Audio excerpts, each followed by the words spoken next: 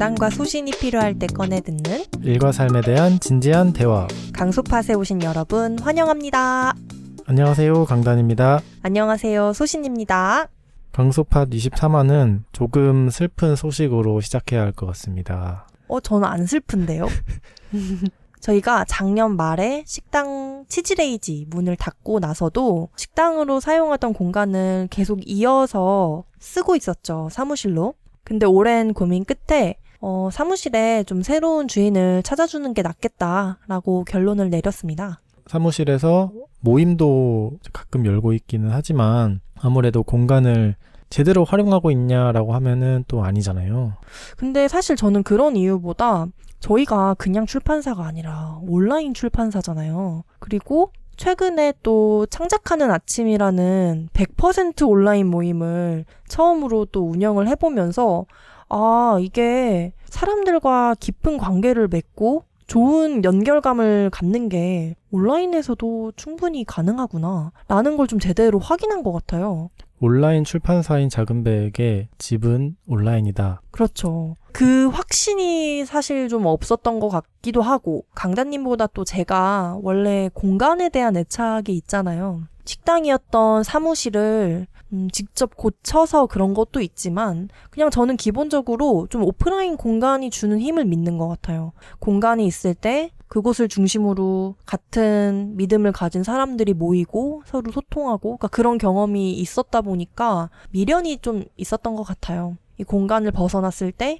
우리가 하고 싶은 일을 정말 잘 할 수 있을까? 좋은 사람들을 계속 만날 수 있을까? 좀 그런 불안이 있었는데 요즘에 몇 가지 경험을 통해 그런 불안감이 사라지면서 이곳을 정리해도 되겠다라는 확신을 가지게 된 것 같습니다. 그 치즈레이지 시절, 식당을 하던 시절 오셨던 손님이라면은 이런 질문이 있을 것 같아요. 혹시 아쉽지는 않으세요?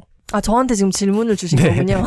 아쉽지는 않냐. 사실 저는 가게를 닫을 때 아쉬울 걸 다 아쉬워한 것 같아요. 공간이 사라지는 게 아쉬웠던 게 아니라 저는 음식을 만드는 걸 정말 좋아했고 접객하는 걸 너무 행복한 일이라고 생각했었던 사람이라서 식당 문을 닫는 것에 대한 아쉬움은 있었지만 공간이 사라지는 거에 대한 거는 또 다른 차원이었던 것 같아요. 아쉬움이 아니라 그게 정말 좋은 결정일까? 그런 부분에 대한 불안이었는데 지금은 그런 게 없어서 오히려 좀 홀가분한 느낌? 공간이 정말 큰 힘을 갖고 있음과 동시에 또 무거운 부분이기도 하잖아요. 고정 비용이 나가고 또 관리를 위해 에너지를 써야 하고 항상 그 근처에 또 머물러야 하고, 그러니까 다양한 부분에서 부담감이 있었는데 공간이 사라진다? 진짜 출판사 작은배의 홈그라운드가 온라인이 된다? 라고 생각했을 때 갑자기 또 할 수 있는 게 많아지고 자유롭고 무궁무진한 느낌? 그런 것도 들어서 좀 설레는 느낌이 더 커요, 저는.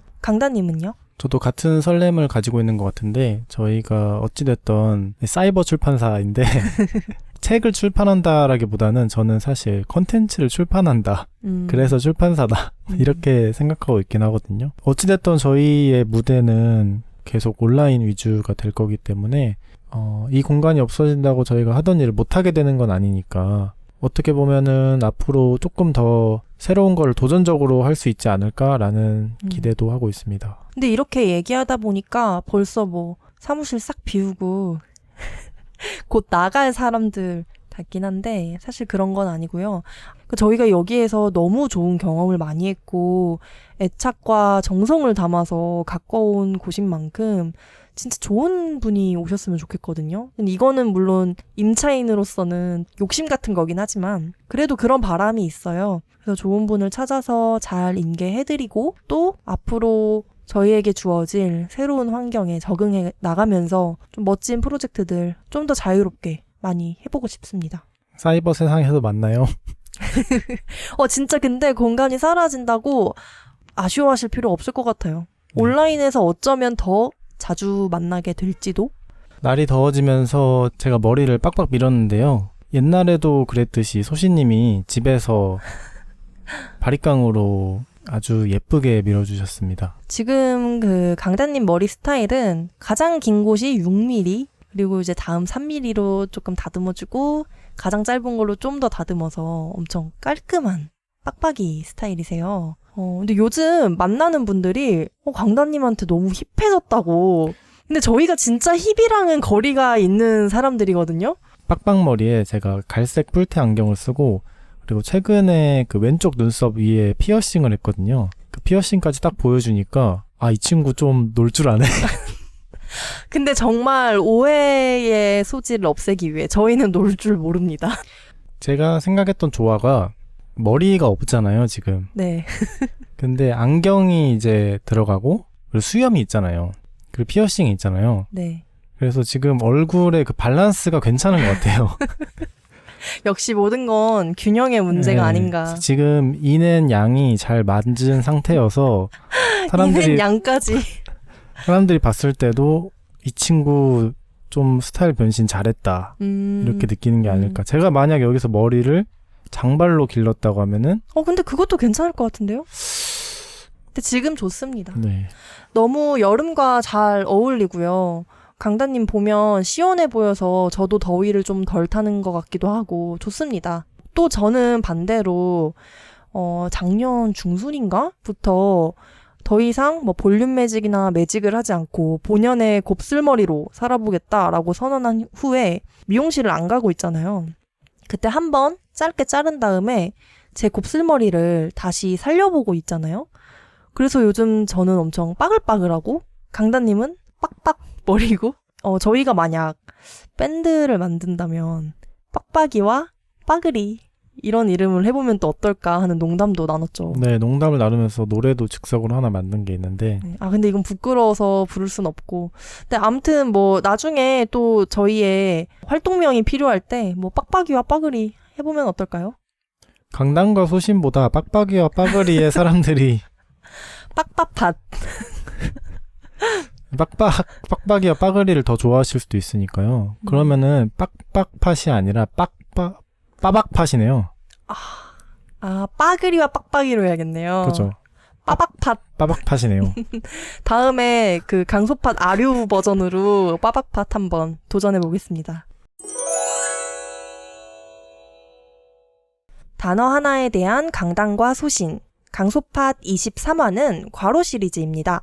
오늘 괄호 속에 들어갈 단어는 평소보다 조금 기네요. 바로 살고 싶은 곳입니다.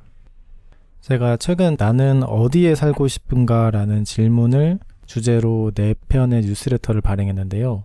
내가 살고 싶은 곳에 기준이 있다면 무엇일까? 그리고 덴마크 사람들이 그렇게 행복하다는데 그 사람들은 왜 행복한 걸까? 꼭 떠나야만 내가 행복할 수 있을까? 그러니까 이런 질문으로 계속해서 이어져 왔던 것 같아요.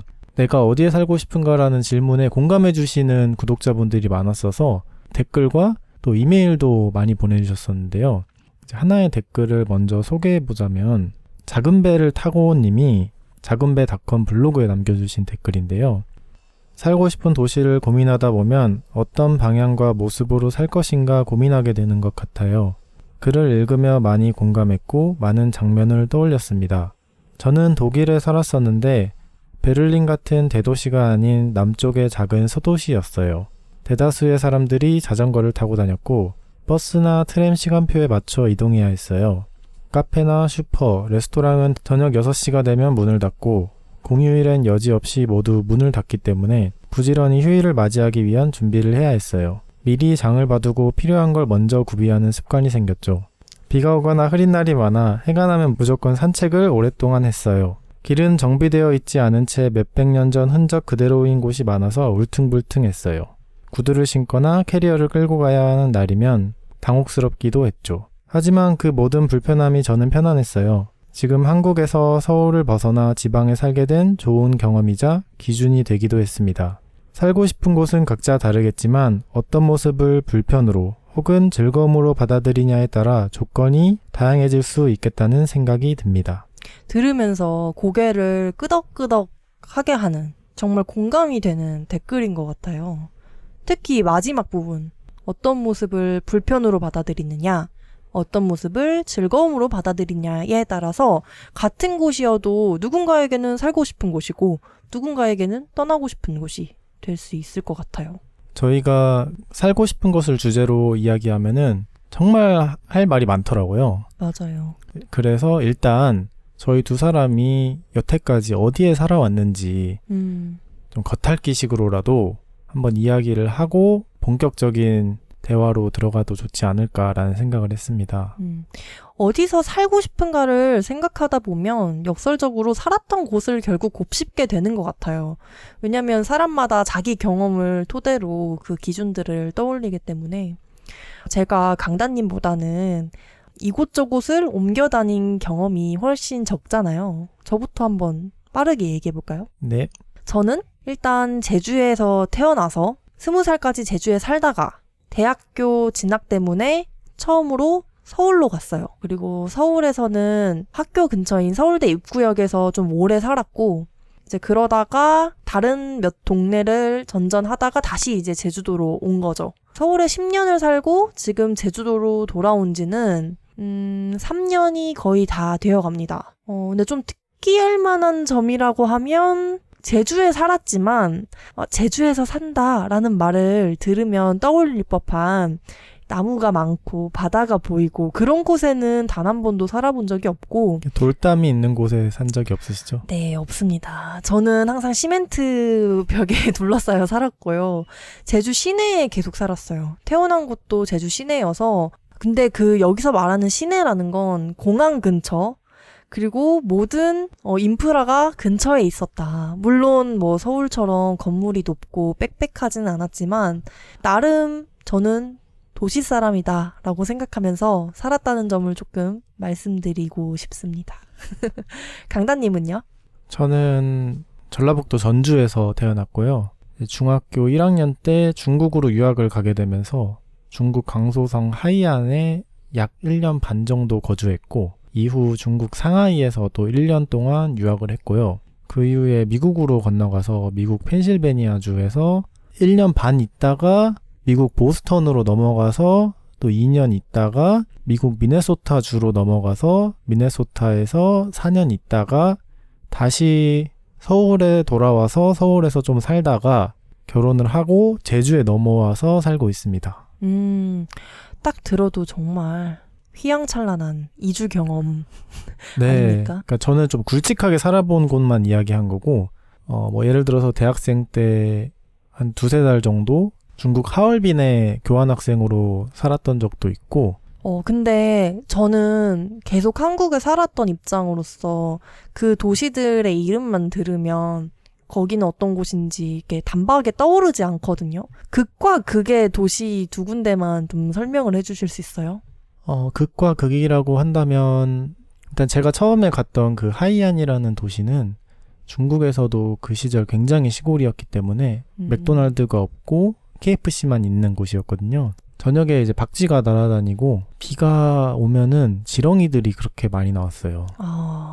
뭐 청정구역인지 뭔지 잘 모르겠는데 그래서 한 번은 비가 엄청 오고 나서 밖에 나갔는데 바닥이 발 디딜 틈 없이 지렁이로 꽉 차 있더라고요.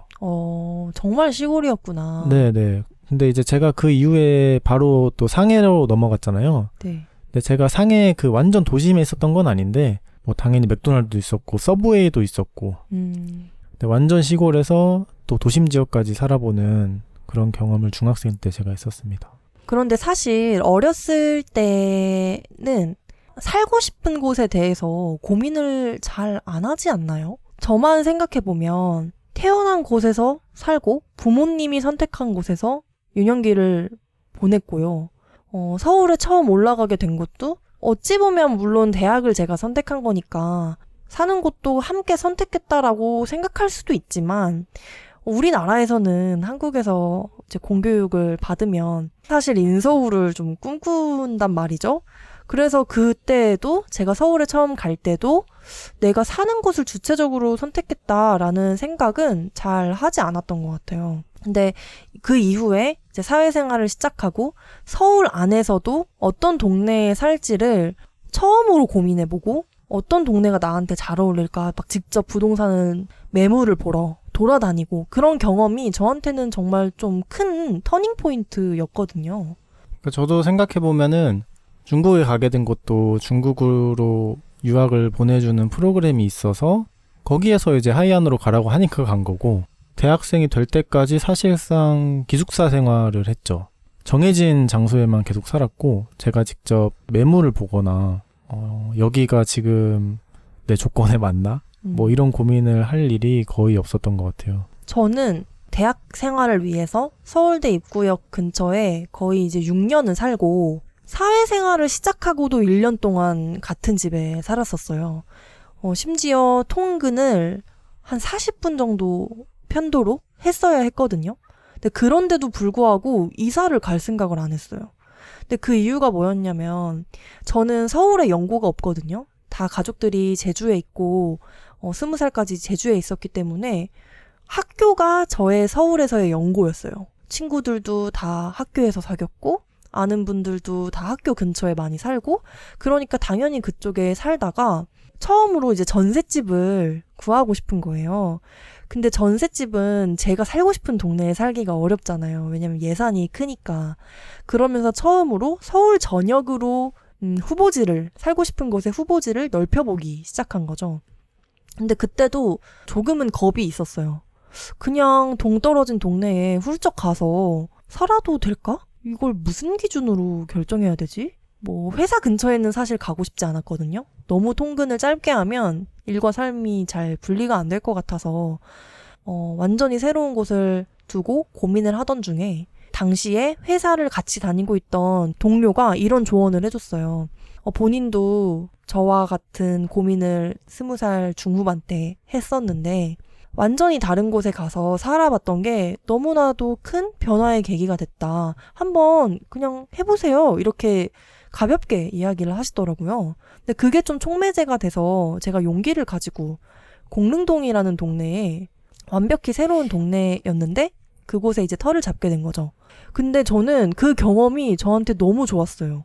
다른 이유가 아니라 내가 살고 싶어서 그 동네에 갔다는 그 주체적인 감각도 너무 좋았지만 예상 밖의 그 동네가 저랑 너무 잘 맞는 거예요. 그래서 그때 처음으로 내가 살고 싶은 곳에는 이런 게 있어야 되는구나. 내가 이런 분위기의 동네에 끌리는구나. 그런 생각을 좀 처음 해봤고 저에 대해서 이해하는 데에도 큰 도움을 받았던 것 같아요. 한국에서는 어찌됐든 이제 대학을 지원할 때 서울에 있는 대학으로 가자 이런 게 있잖아요. 네. 제가 미국에서 대학교 지원할 때쯤 뭐 대단한 지원자는 아니었지만 어떤 대학을 지원할까를 고민을 많이 했었거든요. 그게 어떻게 보면은 내가 어디에 가서 살고 싶은가랑 비슷한 문제인 것 같아요. 근데 저는 그때 보스턴 근교에 살고 있었는데 여기에 계속 있고 싶다는 생각은 안 했고 다른 데로 가고 싶다. 조금 더 뭔가 한적한 곳에 가고 싶다는 생각을 했어요. 그리고 대학교도 조금 더 작은, 좀 옹기종기 모여있을 수 있는 그런 곳에 가고 싶다고 생각을 했고 제가 3살 때 네. 미네소타에 살았었거든요. 네. 1년 한 반 정도 저희 아버지가 미네소타 주립대학의 교환교수로 있으셨어서 그때 온 가족이 미네소타에 살았다는 거를 제 기억은 안 나지만 알고 있었고 그래서 한번 가보자 미네소타를 해서 제가 지원했던 대학교의 고등학생들 초청 프로그램이라고 해야 되나?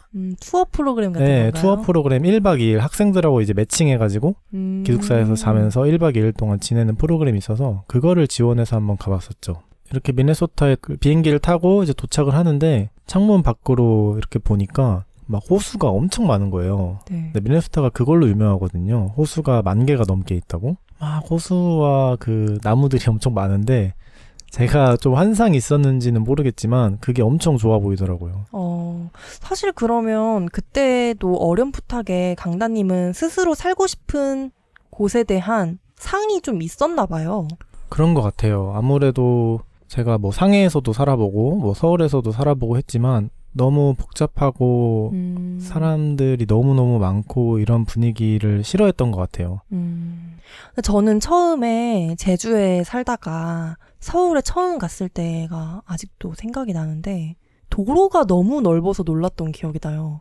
그러니까 6차선, 8차선 도로가 막 기본이잖아요. 지하철역에서 나오면.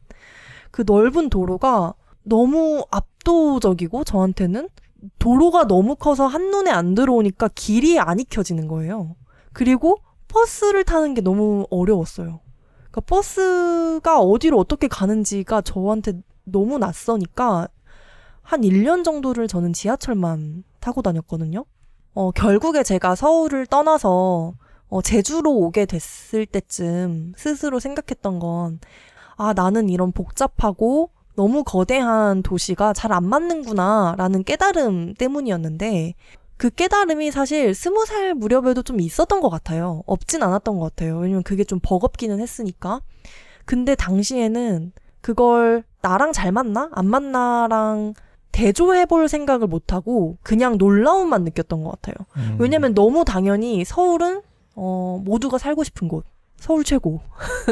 난 서울에 오기 위해서 12년간 공부했다. 거의 이 수준이니까 의심을 품을 수가 없었던 것 같아요. 근데 조금씩 나에 대해서도 좀 알아가고 서울 안에서도 다양한 동네에 살아보면서 아, 서울을 떠나도 괜찮겠다. 나한테 잘 맞는 곳은 다른 곳일 수 있겠다. 라는 좀 확신을 조금씩 얻어가지 않았나. 그러니까 제가 돌이켜 생각을 해보면 아까 대학 이야기를 했었잖아요.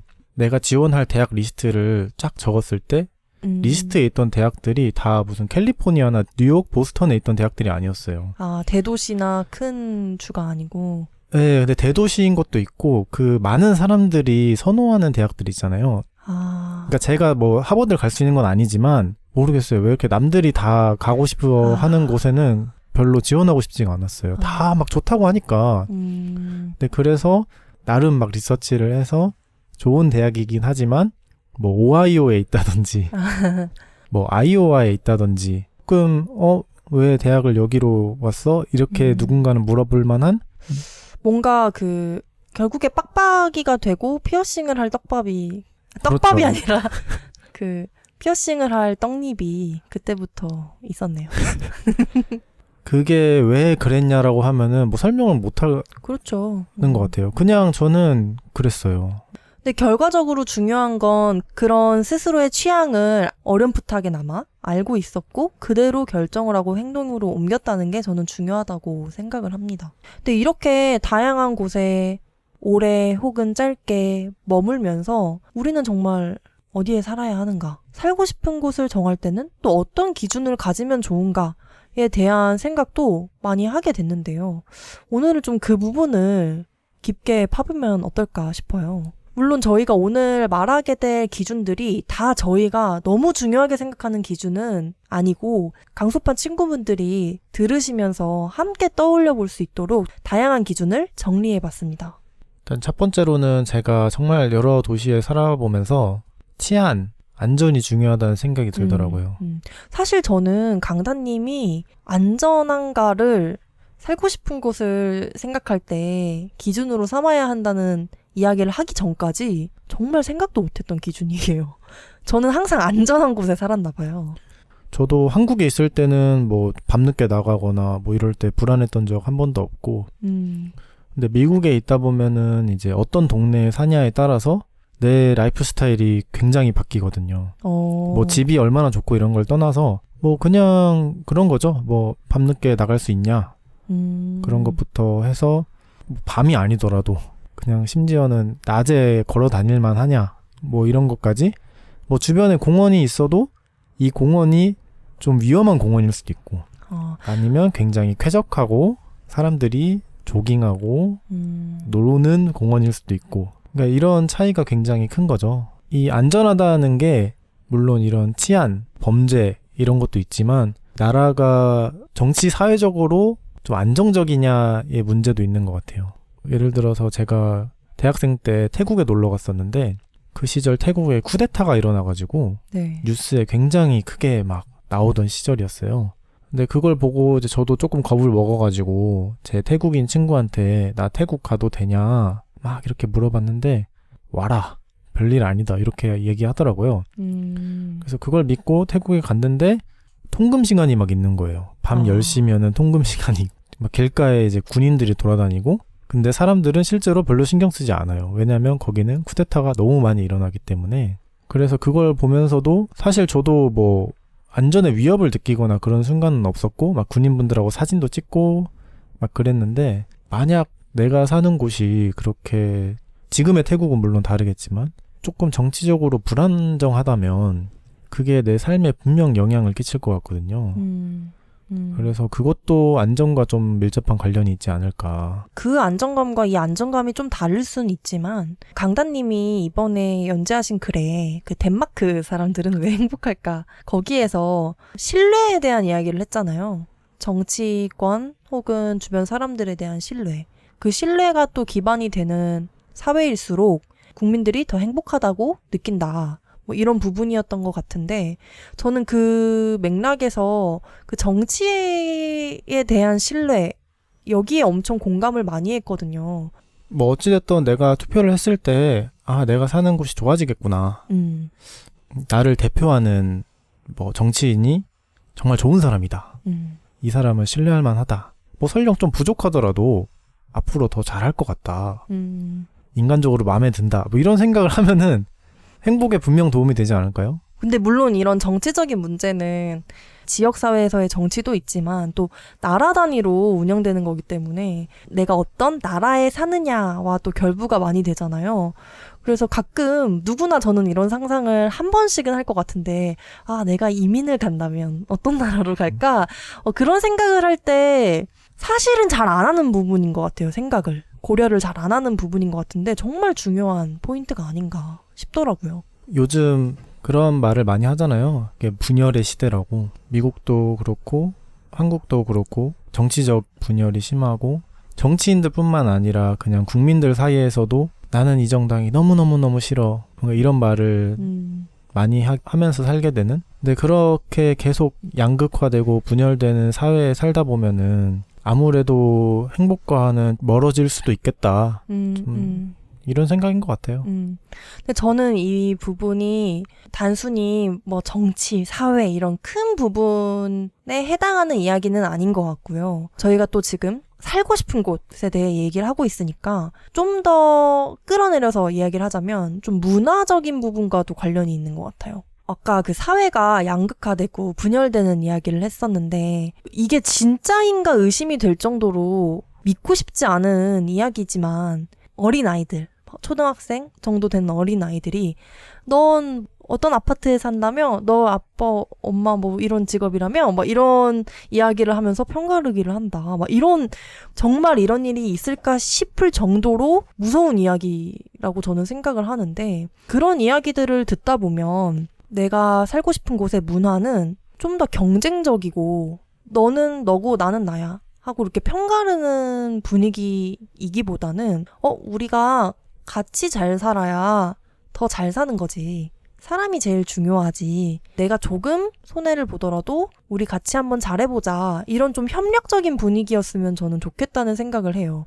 너무 이상적인가요? 너무 좀 꿈 같은 이야기인가? 싶을 정도로 요즘 세상이 그와 반대로 가고 있는 것 같긴 하지만 저는 분명 상대적으로 더 그런 곳이 있다고 믿거든요. 뭐 저에 대해서 이야기를 해보자면 제가 전 세계 모든 사람이 다 잘 되기를 바랄 순 없겠죠. 하지만 내 주변에 있는 좋은 사람들이 진짜 진심으로 잘 되길 바라고 이 사람들이 조금 더 행복하게, 조금 더 편안하게 살 수 있다면 그 행복이 또 나에게 전달이 될 것이다. 제가 뭐 전 세계 사람들을 책임지는 건 아니잖아요. 네. 하지만 내 주변 사람들만이라도 내가 조금 더 챙길 수 있다면 그게 분명 나한테 돌아온다. 그러니까 이런 믿음을 가지고 사는 게 되게 좋을 것 같아요. 그러니까 결국에 어디에 살까의 문제는 내가 어디에 살아야 행복할까의 문제랑 비슷하잖아요. 맞아요.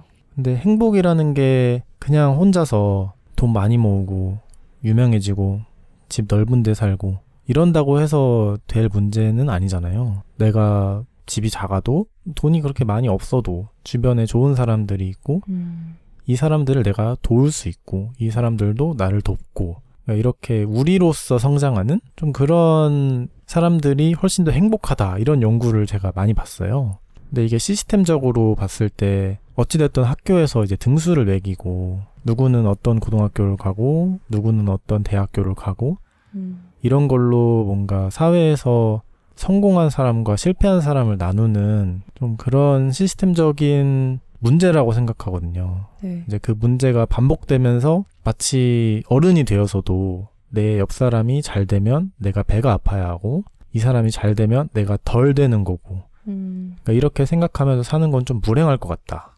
근데 제가 서울을 떠나서 제주에 오고 싶었던 이유 중에 하나도 이런 부분인 것 같아요.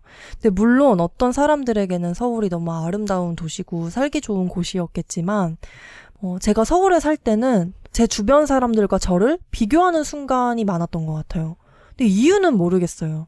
근데 지금 좀 돌이켜 생각해보면 저는 어떤 인구 밀도나 아니면 저의 비교 집단이라고 해야 되나요? 저랑 학교를 같이 나온 친구들, 비슷한 나이에 사회생활을 시작한 친구들이 제주보다 서울에 더 있었다 보니까 나도 모르게 비교를 한 건가? 뭐 이런 생각도 들고.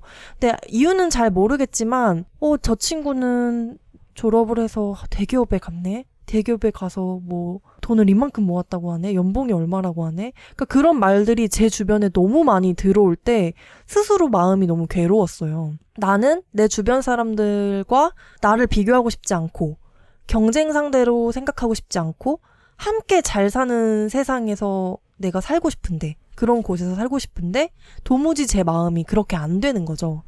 그래서 서울을 떠나고 제주로 왔을 때 아는 사람이 별로 없고 그리고 또 속도감이 다르잖아요. 조금 더 여유롭게 사는 사람들을 제주에서 많이 만나게 되면서 저에게 맞는 속도를 찾게 됐고 그때야 비로소 저는 제 주변 사람들을 경쟁자가 아니라 함께 살아갈수록 더 좋은 사람들, 우리가 같이 잘 될수록 더 행복한 사람들로 볼 수 있게 된 것 같아요. 근데 저는 그게 물론 제가 그냥 해가 가면서 내적인 변화가 생긴 걸 수도 있지만 사는 곳이 달라진 게 정말 큰 영향을 줬다고 생각을 하거든요. 그래서 가끔 서울에서 이제 친구들이 제주에 자주 놀러 오잖아요. 그래서 막 제주 너무 좋다.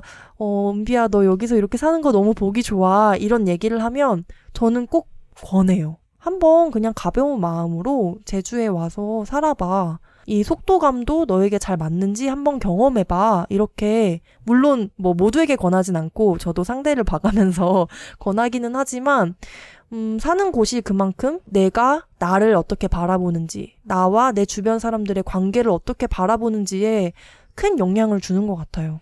그러니까 결국에는 내가 사는 이 커뮤니티에서 얼마나 마음이 맞는 친구를 많이 찾을 수 있나. 맞습니다. 이제 그 문제도 있는 것 같은데 저는 서울에 살 때는 한국에서 학창시절을 보내지 않았기 때문에 회사에서 친구를 사귀어야 됐거든요. 그 어렵다던 네. 회사에서 친구 근데 만들기. 제가 회사를 갈 때 뭐 사명감을 가지고 다녔던 건 아닙니다. 뭐 저와 친구해 주시겠어요? 이런 건 아닌데 이제 운이 좋게도 정말 좋은 친구를 만나기도 했지만 저에게는 사실 기회가 별로 없었죠. 근데 제주에 오고 나서 저희가 식당을 할 때 손님으로 찾아왔다가 친구가 된 분들도 있고 그러니까 저는 뭐 친구라고 일주일에 한 번씩 같이 꼭 뭐 커피 한잔하고 밥 먹고 이런 게 아니라 그냥 만나면 진심으로 반갑고 좋은 이야기를 주고받을 수 있고 서로 응원해 줄 수 있고 그러니까 이런 사람이 내가 사는 이 동네에 얼마나 있느냐가 꽤 중요한 것 같거든요. 맞아요. 사실 나이도 상관없고 배경이 얼마나 비슷한지도 전혀 맞아요. 무관한 것 같아요. 그러니까 저희 강수팟에 출연해 주신 게스트분들이 저는 정말 저에게 뭔가 울타리 같은 존재들이다. 가장 최근에 출연하셨던 올리다버거 고미정 사장님을 예시로 들자면 저희가 올리다버거에 갈 때마다 느끼는 즐거움이 굉장히 크잖아요. 네. 그러면서 제주를 더 좋아하게 되는 거죠. 우리가 사는 곳을. 네. 내가 사는 곳이 더 좋아지는 게 뭐 제주도에 갑자기 말도 안 되지만 뭐 지하철이 뚫린다. 맨날 이야기하는 트램이 생긴다. 백화점이 생긴다. 백화점이 생긴다. 뭐 이런 게 아니라 내가 어떤 고민이 있을 때 뭔가 손뻗을 거리에 내 고민을 들어줄 사람이 있다라는 믿음? 그게 살고 싶은 곳을 결정하는데 너무 중요한 것 같거든요.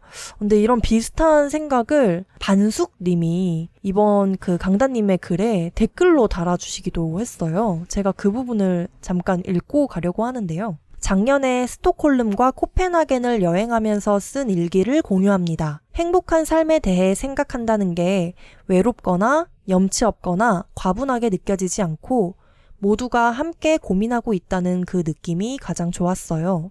지금은 작은 배가 그 고민을 함께 해주고 있어요. 혼자라고 생각하지 않게 해주셔서 감사합니다. 그리고 일기를 인용해 주셨는데요. 스톡홀름과 코펜하겐에선 사람을 우선시해서 그 사람의 행복과 편의를 말 그대로 극대화할 수 있는 방안에 대해 예전부터 고민해왔다. 그러다 보니 자연스럽게 어떤 삶이 목표가 되어야 하는지에도 지대한 관심이 쏠렸고 그 고민의 결과는 인간은 혼자가 아니라 커뮤니티에 속해 있을 때 행복하다였다. 내 편의와 사회의 편의 중 하나를 선택해야 할 때 지금 당장 얼만큼 내 편의를 내려놓는 게 적당한지는 항상 어려운 조율이겠지만 궁극적인 목표가 사회의 행복이어야 된다는 이해가 있다. 사회가 행복해야 나도 행복하기 때문에. 이렇게 남겨주셨어요.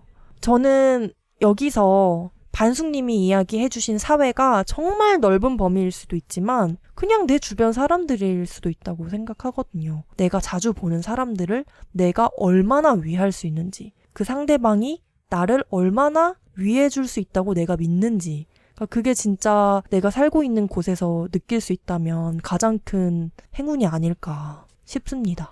사회에서 조금 배려가 필요한 사람들이 있잖아요. 네. 예를 들어 장애인이라든지 아니면 어르신분들이라든지. 저희가 며칠 전에 버스를 탔는데 조금 거동이 불편하신 할머니가 타셨어요. 근데 버스 기사님이 할머니에게 굉장히 고함을 지르면서 조금 화를 내시더라고요. 맞아요.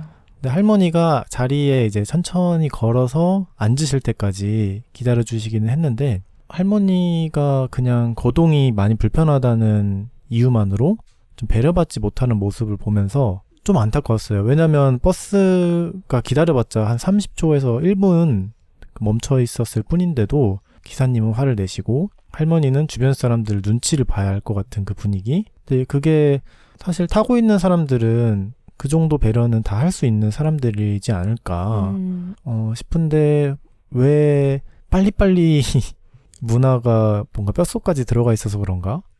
화가 정말 많이 나 계셨죠. 네. 근데 그게 휠체어를 타는 장애인이면 더 심하겠죠. 저희가 작년 9월에 강소팟에도 출연한 적 있는 저의 언니이자 뮤지션 미네코님을 만날 겸 가족들과 함께 독일에 다녀왔잖아요. 저희 엄마가 휠체어 사용자이기 때문에 여행을 준비하고 하는 과정에서도 신경 쓸 게 참 많았어요. 어떤 부분에서는 한국과 다를 바가 없더라고요. 이용할 수 있는 객실이 너무 제한적이라든지, 그리고 버스를 아무런 도움 없이 타기는 또 어려웠다든지, 비슷한 불편함도 있었지만 정말 인상적이었던 게 그때 저희가 독일 남부로 간 다음 하루 당일치기로 오스트리아 인스부르크라는 도시에 다녀왔잖아요. 근데 인스부르크는 모든 인도와 차도의 경계, 그러니까 횡단보도를 건널 때 그 경계에 턱이 없는 거예요. 근데 처음부터 턱이 없었던 건 아닌 것 같고 어떤 시멘트로 이렇게 발려있는 흔적들이 있었어요. 턱을 없애고 간단한 경사로를 만들기 위해서 그런 작업들이 다 되어 있었거든요. 근데 그래서 엄마의 휠체어를 밀고 여행하는 한 6시간 남짓한 정도 동안 한 번도 끙차하면서 휠체어를 원래 이렇게 턱 앞에서 들어줘야 되는데 그렇게 한 적이 없는 거예요. 근데 그때 그 경험을 하고 오스트리아에 살고 싶다라는 생각을 했어요. 이게 너무 사소한 배려 같아 보일 수도 있지만 어떤 곳에서는 그게 너무나도 당연하지 않아서 놀라운 부분이었거든요. 근데 그 배려가 도시 혹은 그 나라에 너무 많은 걸 보여준다고 느꼈어요. 이미지가 달라지더라고요. 오스트리아의 다른 도시는 저는 가본 적도 없지만 여기 살기 좋을 것 같아. 여기는 배려할 줄 아는 사람들이 사는 곳인가 봐 하는 확신이 들더라고요. 정말 부럽기도 했고 한편으로는 좀 아쉽고 속상한 부분도 있었죠. 한국을 떠올렸을 때. 중국에 가면은 그 중국인 분들이 제가 한국에서 왔다는 이유만으로 굉장히 좋아해 주시는 분들이 많아요. 제가 중학생 때도 그랬고 대학생 때 갔을 때도 그렇고 한국 문화를 좋아해 주시는 분들도 많고 그냥 저를 순수하게 조금 호기심을 가지고 대화를 꺼내시는 분들도 있고 그러니까 저는 그게 저를 환영해주는 느낌이 들어서 네. 저는 그래서 중국에 가면 기분이 좋거든요. 네. 그리고 중국어를 조금만 하면은 마치 제가 중국어 천재인 것 같이 어떻게 이렇게 중국어를 잘하냐 이런 식으로 칭찬을 해주시니까 제가 너무 기분이 좋은데 저는 어릴 때부터 미국에 갈 때면 항상 긴장을 했어요. 왜냐면 입국할 때 입국 심사원이 좀 무섭게 하기도 하고 그리고 공항에서 일하시는 분들이 제가 영어를 못할 때는 잘 못 알아듣고 이러니까 막 화를 내시고 이런 것 에피소드가 몇 번 있었어가지고 그래서 나는 이 나라에서 환영받지 못하는 존재구나. 이게 좀 강했던 것 같아요. 근데 이것도 미국은 또 공항마다 좀 분위기가 다르거든요. 뭐 예를 들어서 미네소타 공항 직원들은 친절해요. 미네소타의 슬로건이 뭐였죠? 나이스 미네소타. 미네소타 나이스입니다. 미네소타 나이스. 그리고 저희는 지금 제주에서 잘 살고 있고 아마 그 부분에는 제가 제주도가 고향이기도 하고 부모님도 여전히 제주에 살고 계셔서 좀 적응이 수월했던 부분이 있었을 거라고 생각을 하거든요. 근데 또 그렇지 않은 분들에게는 또 그게 유명한 게 있잖아요. 제주도의 텃세. 제주도 어른들이 지금도 저희를 처음 보게 되면 제주도 사람이냐? 제주도 사람 아니죠? 이렇게 많이 물어보신단 말이죠. 근데 저는 뭐 제주도 사람이니까 아니에요. 저 제주도 사람이에요. 이렇게 말하면 그 공기가 달라지는 걸 느껴요. 뭔가 좀 나를 더 반겨주고 이런 걸 느끼는데 그렇지 않은 분들에게는 여전히 이런 분위기가 텃세처럼 느껴지고 내가 여기서 환영받지 못하나? 이렇게 느낄 수도 있을 것 같아요. 그러니까 제주도에서 태어나서 자라지 않았으면 부모님이 제주도 사람이 아니면 그러니까 제주도에 20-30년을 살아도 제주도 사람이라고 할 수 없는 네. 그런 분위기가 있는 것 같기는 해요. 네. 근데 물론 정말 많이 나아졌다고 하고 저도 많이 나아진 걸 느껴요. 왜냐면 제가 어렸을 때보다 지금 훨씬 더 제주도 내의 다양성이 확보되고 있다고 생각을 해서 그리고 또 사실 멋있는 일은 제주도에서 다 이주 오신 분들이 합니다. 이주 오신 도민분들이 하시거든요. 이제 그걸 알기 때문에 좀 더 이제 존경심을 갖게 되는 부분도 있고요. 그리고 또 살고 싶은 곳을 고민할 때 정말 큰 기준이 되는 게 저는 원하는 일을 그곳에서 할 수 있는가인 것 같아요. 저희도 서울에서 제주도로 이제 오기를 결정할 때 이 부분이 크게 작용했잖아요. 제가 계속 회사 생활을 하려고 했으면 서울에 남았어야죠. 제주에서도 뭐 물론 회사 생활 잘 할 수 있지만 옵션이 완전히 다르잖아요. 그리고 저는 어찌됐던 IT 스타트업에서만 일을 했기 때문에 그런 회사들이 모여있는 곳에서 일을 하고 싶었고 가장 빠르게 변화가 일어나는 우리나라에서 가장 빨리 뭔가 혁신이 먼저 발견되는 그곳이 어디냐? 서울이죠. 서울뿐이죠. 안타깝게도. 근데 그러다가 저희 둘 다 비슷한 시기에 퇴사를 하게 되고 퇴사를 할 시점에는 다음에 뭘 할지에 대한 아주 구체적인 계획은 없었어요. 뭐 좀 쉬다가 놀다가 다시 재취업을 했을 수도 있고 뭐 서울에서 다른 일을 해봤을 수도 있고 뭐 다양한 선택지가 있었지만 결과적으로 식당을 한번 열어보자라고 했을 때 너무 또 자연스럽게 제주 이주를 결심하게 된 부분이 바로 높은 서울의 고정비용이었죠. 식당을 한다고 생각했을 때 저희가 요식업의 프로페셔널이 아니었기 때문에 최대한 리스크를 좀 줄이고 싶었거든요. 근데 서울은 아시다시피 경쟁자도 많고 너무 잘하시는 분들도 많고 이미 좋은 공간이 포화 상태인데다가 월세가 정말 비싸죠. 그래서 우리가 어떤 새로운 도전을 할 때는 조금 더 안정감이 있는 곳으로 가보는 게 좋겠다. 그런 생각을 하면서 제주로 오게 됐어요. 사실 식당을 할 때만 해도 제가 제주도를 떠날 수 있다라는 생각조차 못했잖아요. 왜냐면 식당이 제주에 있으니까. 근데 지금은 완전히 제주를 떠난다 이런 차원이 아니라 어디서든 잠깐은 살아볼 수 있지 않을까 하는 뭔가 후보지가 확 열린 느낌? 그게 또 저한테는 잘 맞는 것 같기도 해요. 요즘에는 많은 분들이 온라인 중심으로 일을 하시고 디지털 노마드라는 뭔가 명함을 달고 다양한 곳에서 살면서 일도 하고 그런 삶을 꿈꾸시잖아요.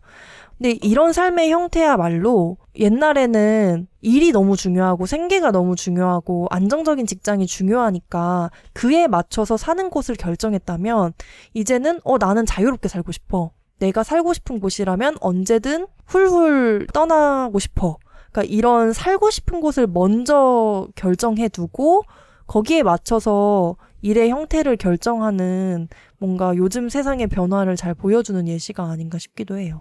그리고 제가 생각했을 때 살기 좋은 도시의 기준 중에 하나가 얼마나 걸어다니기 좋냐. 또 이게 중요한 것 같더라고요. 그러니까 저희가 신혼여행을 미국으로 다녔는데 그때는 둘 다 운전도 못했고 또 미국의 대중교통이 그렇게 좋지도 않잖아요. 그래서 많이 걸어 다녔는데 뭐 내시빌 같은 도시에서 걸어 다니다 보면은 갑자기 인도가 사라지고 네, 맞아요. 막 고속도로 같은 데가 갑자기 나타나고 이게 그냥 뭐 도로가 넓다 수준이 아니라 진짜 고속도로 같더라고요. 네. 그러니까 횡단보도가 없어서 길을 건널 수가 없는. 그러니까 그 동네 자체가 그냥 사람이 걸어 다닐 것을 전혀 고려하지 않고 설계된 그런 것들이 있더라고요. 그러니까 이게 참 미국식 도시의 전형적인 문제점인데 다운타운이라는 개념이 있잖아요. 시내 중심가가 있고 거기에서 사람들이 일을 하는데 또 출퇴근은 또 차를 타고 굉장히 멀리 하는 거죠. 즉 그러다 보니까 이 생활 반경이 너무너무 넓어지는 거죠. 사실상 차가 없으면 살 수 없는 좀 도시의 형태가 되어버리고 걸어서 이 도시를 누빈다는 거는 사실상 불가능해지는. 근데 제주도 조금 비슷한 면이 있잖아요. 시내에 물론 사람들이 사는 곳과 일을 하는 곳이 혼재되어 있어서 그런 부분은 미국과는 확연히 다른 점이지만 아무래도 그 인구 밀집도가 조금 있는 공항 근처 혹은 뭐 서귀포에서도 시내라고 불리는 그런 동네가 정해져 있고 그 다음 뭐 함덕이랄지 구자랄지 아니면 애월 어딘가에 또 마을로 왔다 갔다 하려면 사실 대중교통도 있지만 버스도 다니지만 정말 어려워요. 버스로 다니기에. 그래서 대부분의 사람들이 차를 끌고 다니고 그리고 또 이런 얘기가 있죠. 제주도가 한 가구당 차를 소유하고 있는 대수가 가장 많다. 그러니까 그만큼 운전하는 사람들이 많아서 가끔은 뭐 사람들이 제주도 하면 자연과 가깝고 친환경적이고 여유롭고 이런 이미지를 떠올리지만 저희가 시내에서 경험하는 제주도는 자동차 지옥입니다. 주차할 곳이 너무 없고 그리고 골목골목에 너무 인도가 없이 갓길에 차가 다 세워져 있어서 걸어 다니기도 사실 좀 위험하고 그런 부분이 좀 미국과 닮아 있다고 볼 수도 있겠죠. 큰 도로 같은 경우는 인도가 있는 경우가 많은데 골목길이 진짜 문제인 것 같아요. 네, 맞아요. 근데 사람들이 큰 길가에 안 살잖아요. 그렇죠. 큰 길가는 사실 뭐 식당, 가게들이 주로 있고 뭐 집 앞에만 해도 사실 바로 골목이니까. 네. 근데 골목이 인도가 아예 없고 양옆으로 주차된 차가 쭉 나열되어 있는 곳에 살다 보니까 내가 차를 위한 도시에 살고 있구나. 사람을 위한 도시가 아니구나. 이번에 총선할 때 네. 총선 후보자들이 선거운동 기간에 나와서 막 인사를 하잖아요. 다른 네. 사람들하고 막 손을 막 흔들면서 하는데 인사를 차에 대고 하는 거예요. 그러니까 출퇴근길에 차에 대고 인사를 하시더라고요. 그러니까 지나다니는 사람들한테 인사하는 것보다 차에다가 하는 게 훨씬 더 효율적이라고 생각한 거죠. 그 상황을 묘사하자면 저희가 사는 골목 바로 앞에 큰 사거리가 있어요. 제주도에서는 거의 제일 큰 사거리 중에 하나거든요. 통행량도 많고 시내 중심지이기도 하고. 근데 그 사거리에 이제 횡단보도 모서리에 서서 차를 향해 손을 흔드는 후보자들. 이게 진짜 인상적이었어요. 그냥 차 타고 운전하고 싱 가면서 몇 번 후보네 뭐 이렇게 보는 정도로 유세가 이루어지니까. 근데 그럴 수밖에 없는 게 제주도의 시내가 아무리 제주 안에서는 시내라지만 인구 밀도가 높지 않잖아요. 서울 같은 밀도를 절대 상상할 수 없죠. 그러니까 길에서 요즘 유세할 때 뭐 이런 명함 같은 거 나눠주나요? 뭐 이런 걸 나눠줄 수가 없는 거예요. 거기 가만히 서 있어도 몇 명 못 만날 거예요. 그러니까 어찌 보면 당연한 일이지만 기이하긴 하죠. 이상하죠. 걸어다니는 보행자가 많은 도시에 가면은 활기가 느껴지잖아요. 유럽 여행하다 보면은 광장을 가게 되잖아요. 근데 광장에 갔을 때 사람들이 다 걸어다니면서 뭐 가게에 가든지 밖에 테라스에 앉아서 커피를 마시고 있다든지 막 잔디밭에 누워있고. 네, 근데 그런 걸 볼 때마다 부럽다. 물론 뭐 서울 같은 대도시면은 보행자들을 굉장히 많이 보지만 제주에 살다 보면은 저희는 웬만하면 다 걸어다니는 편인데 진짜 길에 사람이 많이 없어요. 맞아요. 차는 항상 많아요. 어딜 가든. 제주 시내에서는. 근데 그 시내에 정말 번화가를 제외하고는 걸어다니면 사람이 없어요. 사실 이게 저희가 앞서 한 이야기들과 어찌 보면 다 이어지는 것 같기도 한 게 걷기 좋은 곳인가? 아닌가? 이 이야기는 마을이 혹은 이 도시가 사람을 위해 설계되었는가? 사람을 위해 돈을 쓰고 있는가의 문제거든요.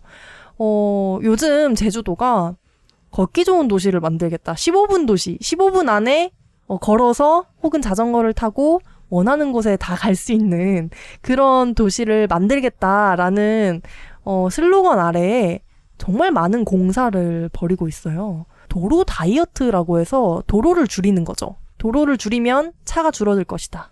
인도가 넓어지면 사람이 많이 걸어 다닐 것이다. 이런 단순한 논리인데 저는 이게 정책적으로 얼마나 실효성이 있는지는 저도 전문가가 아니라서 잘 몰라요. 그런데 저희 사무실 앞에도 좀 비슷한 사업의 일환으로 갑자기 그 나무 주변을 막 땅을 와가지고 팍 파고 부수고 이러더니 화단을 만드는 것 같더라고요. 근데 화단도 이렇게 꽃이 있거나 사람들이 앉을 수 있는 벤치가 있거나 그런 화단이 아니라 그냥 보도블록이 새로 깔린 좀 커진 화단 정도로 바뀌었어요. 근데 그런 모습을 보면서 내가 지금 살고 있는 곳은 사람을 위해 정말 돈을 쓰고 있는가? 이런 의문이 드는 거죠. 그래서 어찌 보면 걷기 좋은 도시, 걷기 좋은 곳에 살고 싶다는 건 사람이 중심이 되는 곳에 살고 싶다는 것과 맞닿아 있는 것 같아요. 차도는 정말 기가 막히게 빨리빨리 공사를 해주잖아요. 그쵸. 거의 몇 년에 한 번은 또 표면을 갈아엎는 것 같기도 하고요. 제주에 자전거 도로가 있기는 한데 네. 인도에 자전거 표시를 해놓고 자전거 도로예요라고 하는 곳들이 있어요. 특히 요즘에 그 아까 말씀드린 15분 도시를 네. 시작하면서 그런 광경을 좀 자주 보는 것 같아요. 네, 근데 자전거를 타보신 분들은 다 알겠지만 인도는 자전거 도로가 아니죠. 전혀 다르죠. 네, 그리고 자전거 친화적인 도시, 뭐 유럽의 유명한 뭐 암스테르담이나 코펜하겐이나 뭐 베를린이나 이런 도시에 가보신 분들은 알겠지만 자전거 도로가 따로 마련이 되어 있잖아요. 심지어 자전거 도로용 신호등도 있죠. 그리고 자전거 도로에서 자전거를 타는 사람들이 아주 위풍당당하게 요구를 하죠. 나와라. 뭐 보행자가 있든 뭐 차가 있든 뭐하냐, 여긴 자전거 도로다. 그러니까 이걸 딱 주장할 수 있는 명분이 명확하게 있는 문화에서 최근 제주시청 앞에 도로 다이어트 사업을 하면서 자전거 도로가 생겼더라고요. 근데 거기에 차가 쫙 다 주차가 되어 있는 거예요. 사실 차가 다 주차되어 있으면 자전거 도로를 하는 의미가 아예 없는데 이러다 또 산으로 가는 거 아니야? 이런 걱정이 되더라고요. 오히려 이런 점에 있어서는 저는 서울 살 때 더 많이 걸었던 것 같아요. 서울도 진짜 큰 도시잖아요. 그러니까 아까 그 미국의 도시 형태를 강다님께서 설명을 해주셨는데 저는 처음에 그게 잘 이해가 안 됐던 게 서울에 제가 아는 대도시는 서울뿐이잖아요. 다운타운이라는 말을 들었을 때 서울 같은 곳을 상상한 거예요. 주거의 지역과 일하는 지역이 이렇게 혼재되어 있는 그런 곳을 저는 상상했는데 미국의 다운타운은 그냥 진짜 회사들의 집단? 그러니까 회사 건물들만 모여있는 곳이더라고요. 근데 서울은 사는 곳과 일하는 곳 이런 곳이 다 이제 섞여 있다 보니까 인구 밀도가 엄청 높고 그래서 마을버스가 안 가는 곳이 없잖아요. 저는 처음 서울 갔을 때 그게 진짜 충격적이었어요. 막 마을버스가 1차선 골목을 막 올라가는 그 모습이 너무 생소한 거예요. 지금은 제주에 교통편이 많이 개편됐다고 하지만 제가 10대 때 제주도에 다니는 버스들은 진짜 다 모두가 같은 노선을 달렸거든요. 제주에서 엄청 큰 도로인 그 제주대학교에서 제주 탑동까지 이어지는 큰 도로를 메인으로 하는 노선이 거의 전부였기 때문에 서울에 처음 갔을 때 봤던 그 마을버스의 모습이 너무 생소했어요. 그 걷기 좋은 도시에 산다는 게 대중교통을 이용하거나 걸어 다니기만 해도 충분히 살만하다 라는 생각이 들어야 되잖아요. 네. 근데 무조건 차가 있어야만 내가 이 도시에서 살 수 있겠다라는 생각이 들면은 어떻게 보면은 세금을 더 내는 거예요. 아, 그렇죠. 그러니까 차를 구매하는 것도 문제인데 차가 유지비가 또 보통이 아니잖아요. 맞습니다. 뭐 보험부터 해서 뭐 당연히 점검도 해야 되고 엔진오일도 갈아줘야 되고 기름값도 있고 그러니까 그런 비용적인 측면에서도 이 도시에 사는 것 자체가 부담이 될 수밖에 없는 거죠.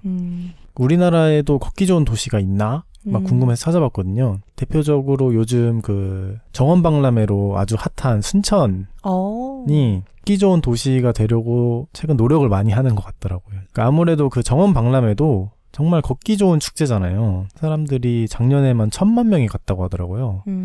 근데 저희도 정원 박람회에 가봤지만 왜 그렇게 많은 사람들이 좋아할까라고 생각을 해보면은 그만큼 탁 펼쳐져 있는 환경?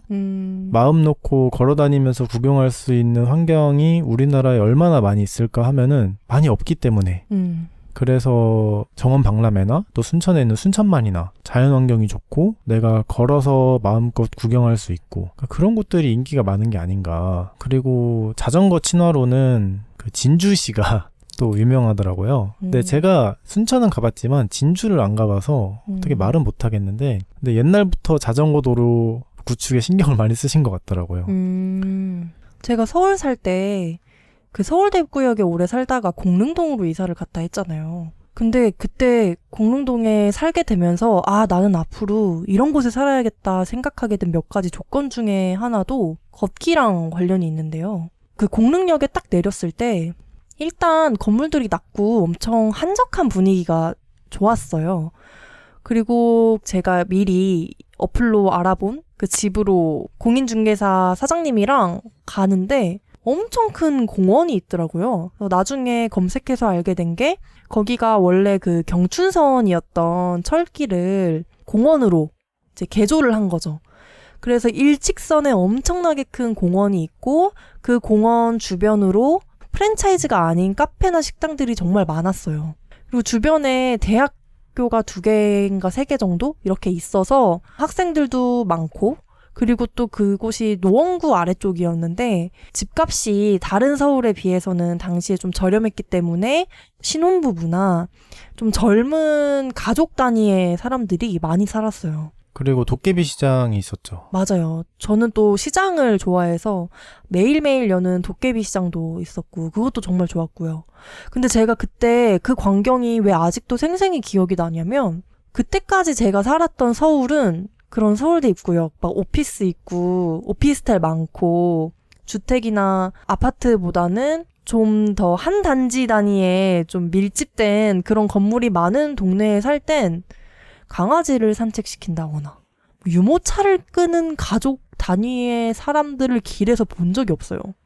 다들 핸드폰을 보거나 이어폰을 끼고 막 바쁘게 걸어 다니는 그런 사람들, 1인 가구가 많은 곳이었기 때문에 그 분위기가 저한텐 가장 익숙했는데 공릉동 그 공원에 갔더니 사람들이 대화를 하면서 걷고 유모차를 끌면서 가족끼리 벤치에 앉아있고 막 강아지들이 돌아다니고 그러니까 그런 모습이 아 내가 이런 곳에 살고 싶었구나 라는 느낌을 갖게 하더라고요. 근데 저는 만약 그 동네에 그런 공원이 없었다면 제가 또 그런 인상을 받을 수 있었을까? 하는 생각도 들어요. 똑같은 곳이었다고 하더라도. 제주도는 자연이 정말 많은 곳이잖아요. 한 차로 10분, 15분만 가도 오름도 가고 바다도 볼 수 있고 그런 점은 너무나도 좋지만 사실 살고 있는 곳 주변에는 어린이 공원이 아니고서야 큰 공원을 찾아보기가 서울보다 어려운 것 같아요. 왜냐면 서울은 적어도 한강을 따라서 엄청나게 큰 한강공원이 있잖아요.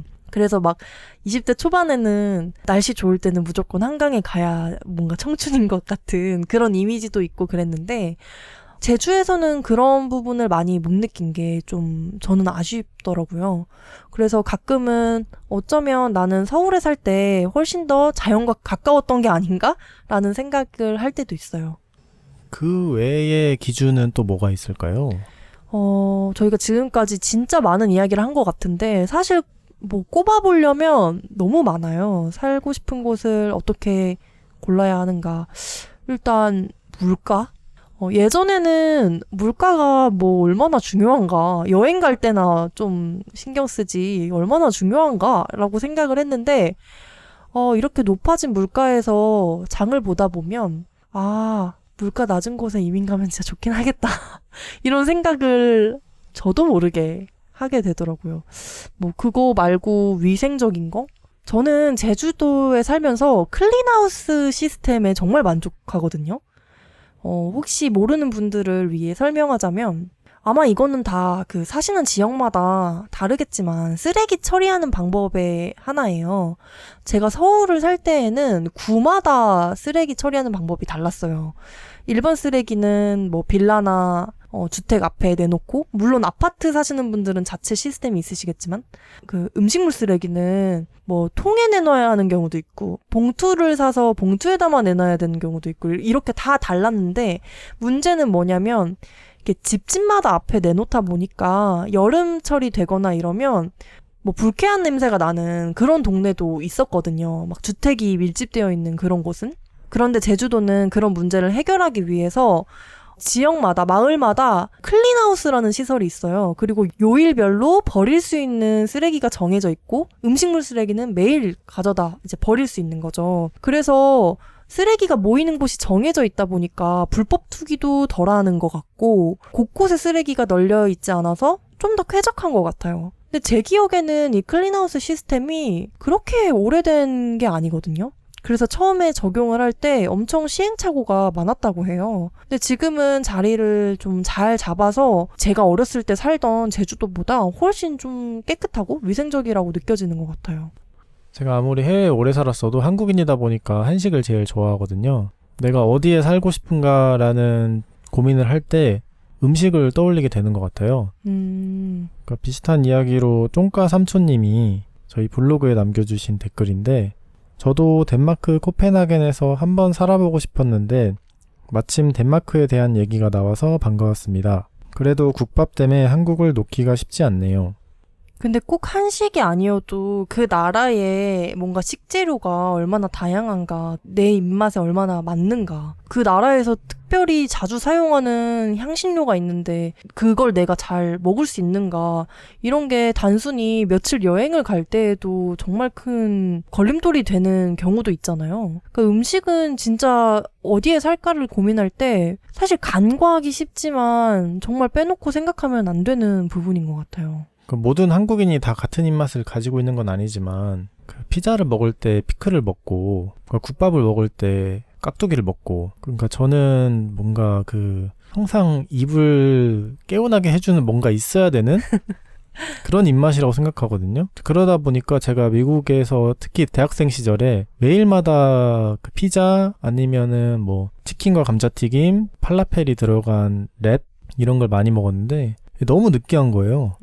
거기는 이제 뭐 오이 피클 이런 거 안 주니까. 아, 그래요? 네네, 그렇죠. 먹을 줄 모르네.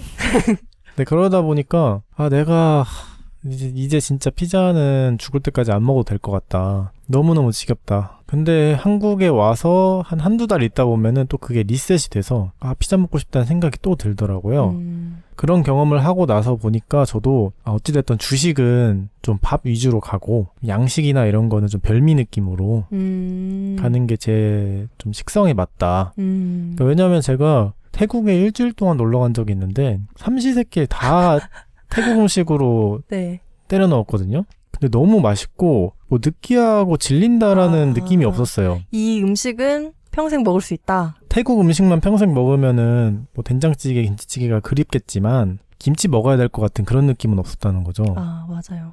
저도 비슷하게 제 첫 해외여행지가 상해였는데 그때는 음식에 대한 문제의식이 전혀 없었어요. 제가 원래 중식을 좋아하기도 하고 처음 먹는 중식들도 다 제 입에 너무 맞아서 당시에 한 8일 정도 여행을 했는데 음식이 나랑 뭐하네, 뭐 안 맞네 이런 생각 자체를 안 했거든요. 근데 그 이후에 강다님과 함께 갔던 그 독일, 프랑스 여행에서 제가 3일에 한 번 국물을 먹지 않으면 진짜 이게 안 되겠는 거예요. 너무 그냥 무슨 배꼽시계 울리듯이 오늘은 밥을 국물에 말아서 먹어야겠어 막 이런 날이 오더라고요. 처음으로. 그때 저도 이제 알았죠. 먹는 게 나한테 정말 중요하구나. 내가 먹고 싶은 음식을 원할 때 이렇게 먹을 수 있는 게 진짜 사는 곳에서 중요하구나. 이런 생각을 그때 저도 처음 한 것 같아요. 그러니까 정말 외진 곳에 살아도 요즘에는 웬만하면은 한식 재료들이 또 마트에 있는 곳이 많아서 네. 뭐 고추장이나 간장이나 이런 거 사가지고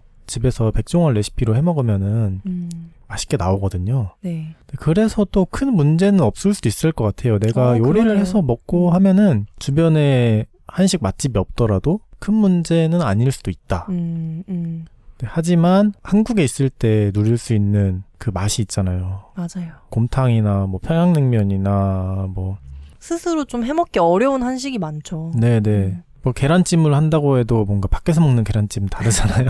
그렇죠. 그러니까 그런 맛이 그리울 수밖에 없다. 이제 그러므로 한국의 맛이 한국인을 떠나지 못하게 하는 건 아닌가.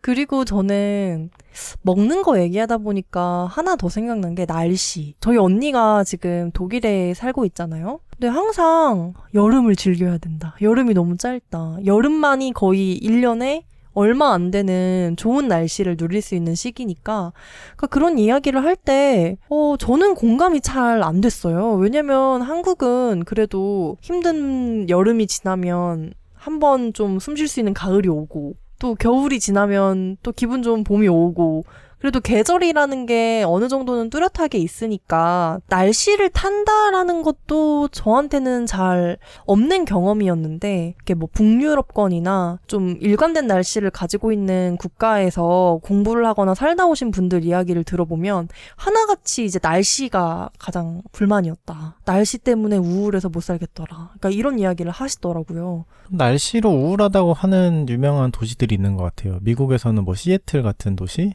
비가 너무 많이 와서 힘들다고 하는 데가 있고 그리고 덴마크 사람들이 행복하다는 말이 많아서 저도 찾아보니까 덴마크 분들의 가장 큰 불만이 날씨라고 하더라고요. 근데 거기도 여름에 반짝 날씨가 좋고 내내 좀 일조량이 부족해서 사람들이 조금 우울해하는? 근데 날씨에 뭔가 그런 문제가 있다 보니까 여름을 사람들이 엄청 즐기는 거죠. 그래서 이제 정부에서도 여름 휴가 보장 기간이 3주예요, 최소. 덴마크 이야기하는 거죠? 그렇죠. 그러니까 여름은 진짜 축제인 거예요. 그래서 그 덴마크가 행복한 이유 뭐 이런 유튜브 영상 찾아서 댓글 보면은 덴마크 분들이 이 영상 또 여름에 찍었네? 뭐 이런 댓글이 있거든요. 겨울에 와서 찍어봐라. 사람들 표정 다 썩어 있다. 이런 말 싹 바꾼다. 네, 그런 말이 있는데 저는 그런 걸 보면서도 날씨가 문제가 될 수는 있겠지만 또 여름을 기다리는 그 마음이 좀 있지 않을까. 궂은 날씨에도 네네. 장점은 있다. 그리고 제가 대학생활 했던 미네소타도 겨울이 정말 말도 안 되게 춥거든요. 막 네. 영하 2~30도씩 하는데 엄청 춥긴 한데 그 엄청 추운 데서 살고 있다는 알 수 없는 자부심도 있고 또 좀 재미가 있어요. 막 사람들이 캠퍼스에서 막 걸어다니다가 미끄러져서 계속 넘어지거든요. 네. 근데 그게 위험하잖아요. 저도 몇 번 넘어졌는데 네. 위험하면서도 좀 웃기기도 해요. 워낙 눈이 많이 오는 곳이다 보니까 눈이 진짜 말도 안 되게 내려도 다음날 되면 싹 치워놓고 그리고 너무너무 추운 곳이다 보니까 그 다운타운에 가면은 빌딩들이 스카이 브리지로 이어져 있거든요. 실내로. 그러니까 건물들이 서로 다 연결돼 있다는 네. 거죠. 실내로 다닐 수 있게. 그리고 그 주립대학교 같은 경우 너무 크니까 캠퍼스가 지하로 이어져 있어요. 지하 터널로. 그러니까 그렇게 또 인간이 적응을 하면서 잘 살아가는구나. 그러니까 저는 막 바리바리 싸서 입었거든요. 몇 겹씩 제일 그 두꺼운 패딩 입고. 근데 미네소타에서 태어난 애들은 겨울에도 창문을 열고 자고 What? 선풍기를 틀고 자는 거예요. 와. 제 룸메이트가 미네소타 사람이었는데 그래서 얘가 지금 정신이 있나? 하는데 얘는 덥대요. 그러니까 이게 조금 어릴 때부터 이 극강의 추위에 노출이 되었던 애들은 다른가. 그러니까 영하 20도에도 반바지를 입는 애가 있었어요. 근데 이런 걸 보면은 날씨에 또 적응을 해서 잘 사는 사람들은 잘 산다.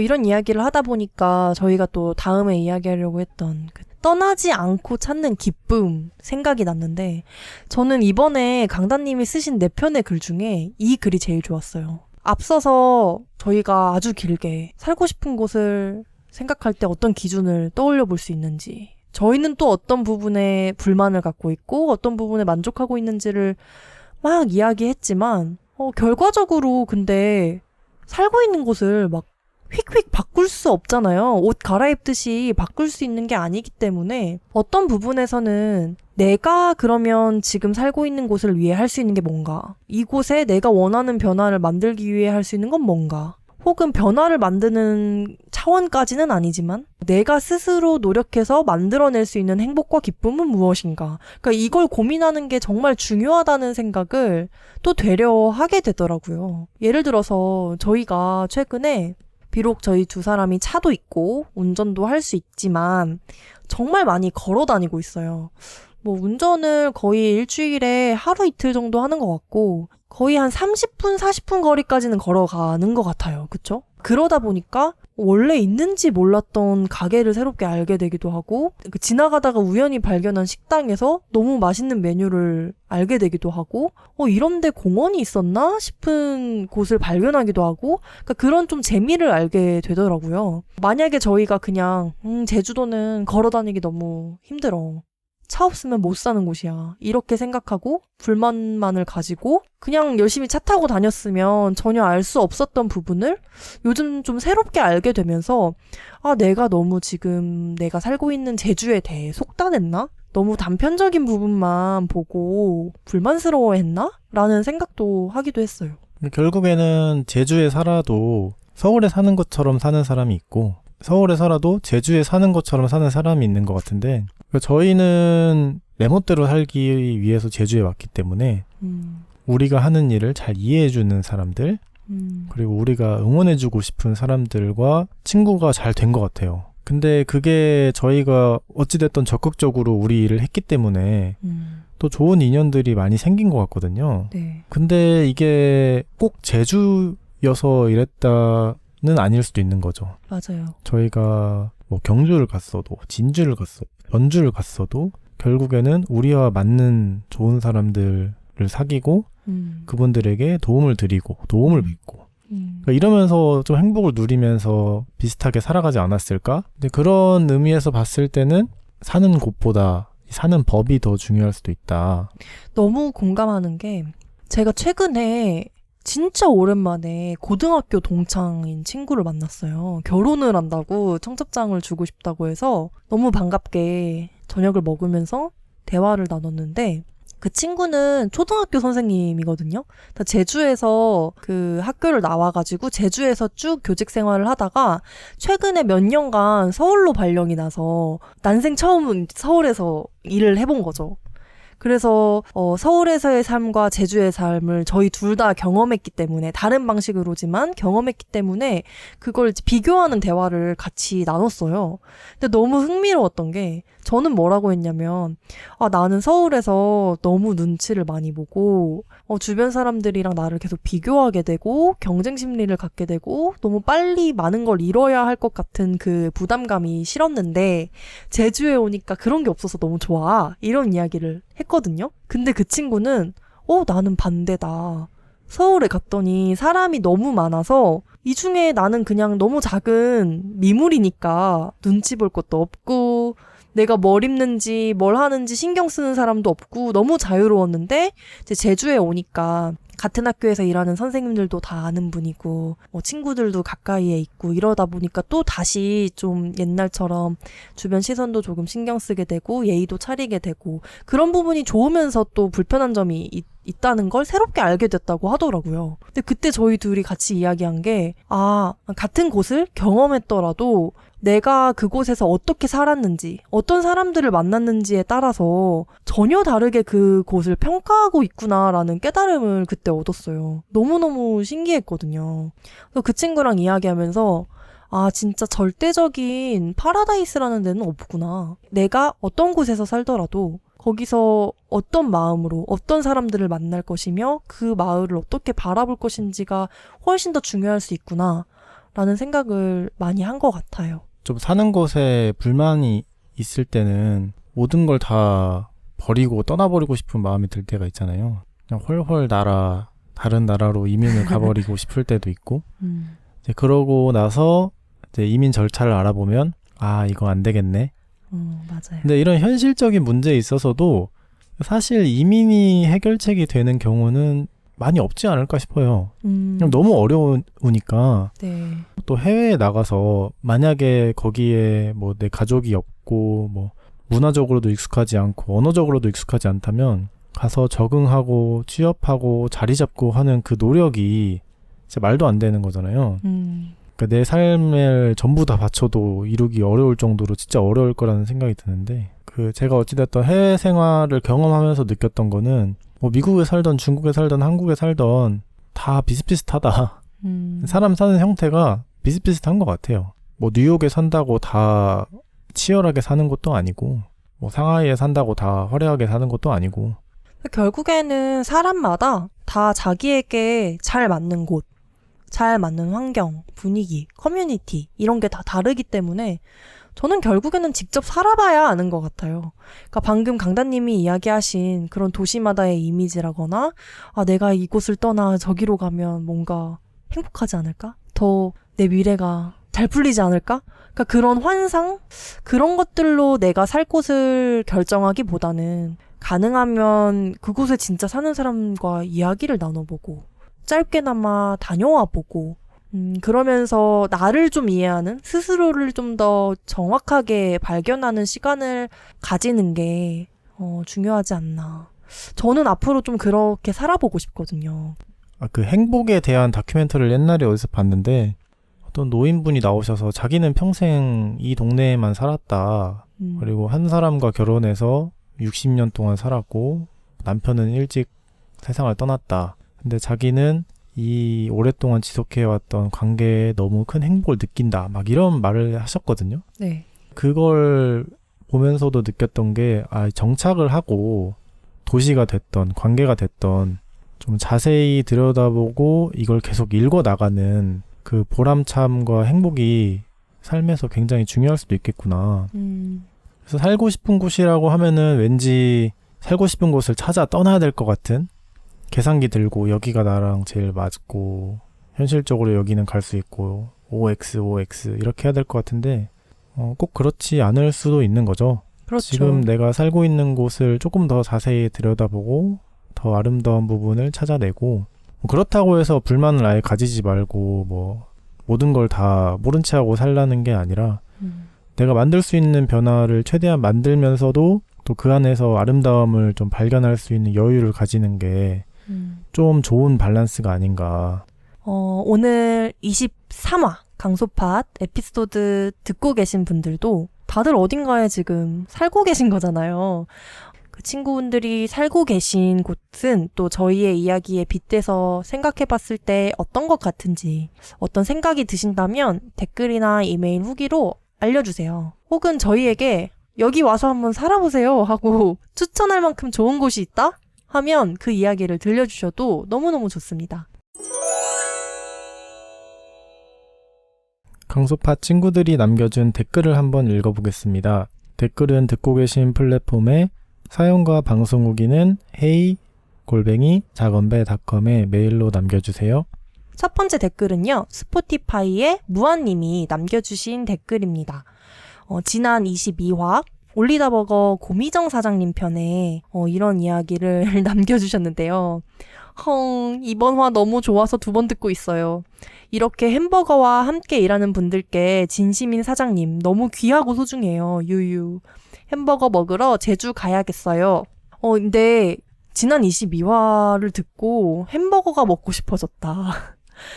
미정님의 햄버거 너무 먹어보고 싶다. 이런 주변 분들의 후기도 정말 많이 들었어요. 이번에 올리다버거에 또 채용 공고가 올라왔더라고요. 놓칠 수 없는 기회. 일생일대의 찬스. 저도 지원할까 말까 고민했습니다. 하세요.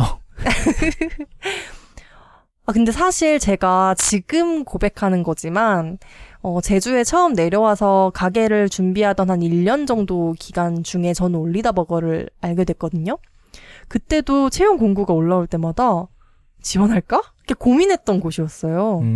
그냥 겉에서 봤을 때도 너무 일하는 분들이 행복해 보이고, 그리고 미정님이 22화에서 그 얘기 하셨잖아요. 편집샵에서 일할 때 뭔가 햄버거 가게 카운터에 서 있는 멋쟁이 사장님이라면 어떤 옷을 입을까? 그런 생각을 하셨다. 이런 얘기를 하셨는데 정말 미정님이 항상 뭔가 너무 멋있어 보였거든요. SNS에서 봤을 때 이런 사장님이랑 나도 일해보고 싶다. 같이 일해본다면 비건 샌드위치 샵을 만들 때 도움이 되지 않을까? 이런 생각을 했었어요. 근데 이번에 기회가 잘 닿아서 미정님과 긴 대화를 나누는 강다님을 봤을 때 옛날 생각도 나고 정말 신기했습니다. 다음으로는 블로그에 키아오라님이 남겨주신 댓글입니다. 이번 글도 재밌게 읽었어요. 살고 싶은 곳에 대해 저도 무척 고민이 많습니다. 현실에 찌들어 아파트냐 빌라냐 부동산 투자 가치를 따지고 있는 저 스스로를 거울 앞에서 똑바로 쳐다보기 힘들어요. 전국 여행 계획이 있으시다니 자전거 도시 경남 진주에 한번 다녀와 보시길 추천합니다. 전국에서도 손에 꼽을 정도로 자전거 도로만큼은 괜찮다고 생각합니다. 그리고 제 닉네임 키아오라를 보고 짐작하셨는지 모르겠지만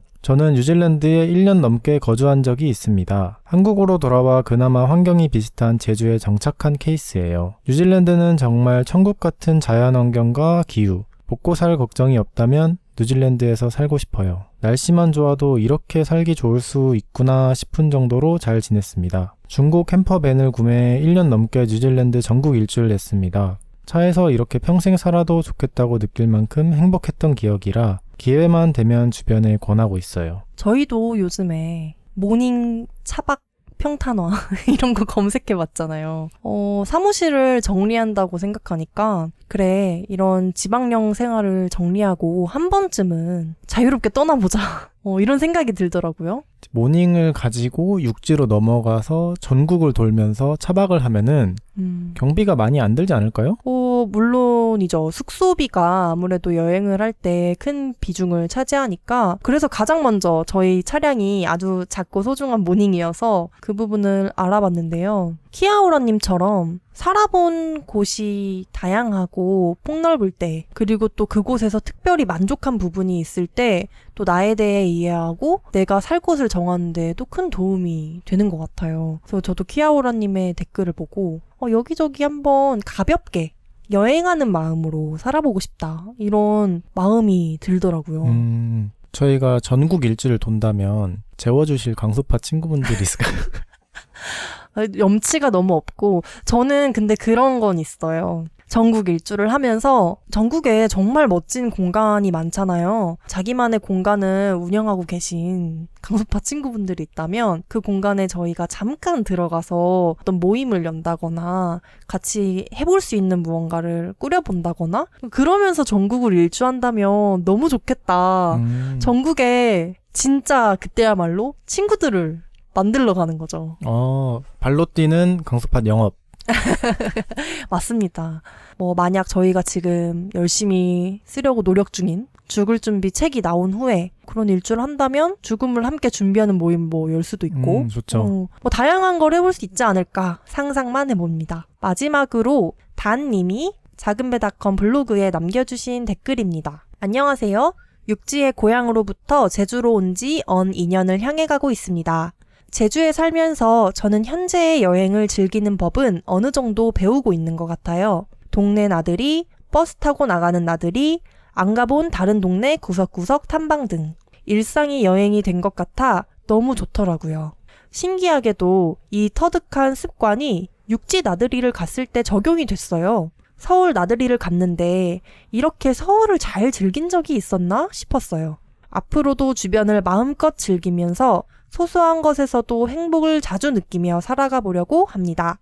이거 너무 좋아요. 이 태도가 저희가 오늘 살고 싶은 곳에 대해 길게 이야기한 이유와도 맞닿아 있는 것 같다, 이런 생각이 드네요. 현실적으로 아무리 살고 싶은 곳에 대해서 많이 생각해도 덜컥 거기에 가서 살 수 있는 건 아니잖아요. 근데 내가 살고 있는 곳을 잘 들여다보고 그곳을 즐기는 법을 알아가다 보면 그게 그냥 내 태도이자 생활 방식이 되는 것 같아요. 일상을 여행처럼, 뭔가 이런 말을 옛날부터 들었을 때, 맞아, 내가 여행 가면은 그렇게 좋은 거 찾아서 어떻게든 시간을 잘 보내려고 하는데 왜 나는 매일매일 좀 이렇게 시간 낭비하는 게 많을까라는 생각을 했는데, 매일마다 조금 기대할 만한 것들이 있고 가고 싶은 곳이 있고, 그러니까 이런 좀 두근거림이 있는 삶을 유지하는 거?